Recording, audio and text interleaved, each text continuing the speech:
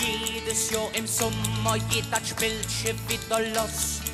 Mit Sack und Pack nach Spanien, weil es da ja nicht viel kostet. Wir fliehen dann mit dem Neckermann von Bahn nach Benidorm.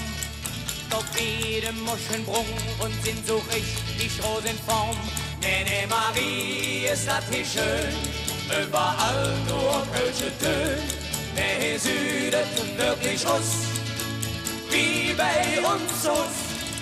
Der fällt nur vom Balkon, die Aussicht auf der Dom. Am ehesten Abend wird direkt ein Barbecue gemacht.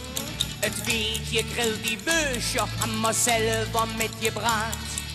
Wir trinken Cuba Libre und Sangria bis zum Schluss. Als echte Kölsche fühlt man sich doch überall zu Hus. Nene Marie, ist das hier schön, überall nur Kölsche Töne. Wer hier südet wirklich aus, wie bei uns aus. Er fällt nur vom Balkon, die Aussicht auf der Dom. La la la la la la la la la la la la la.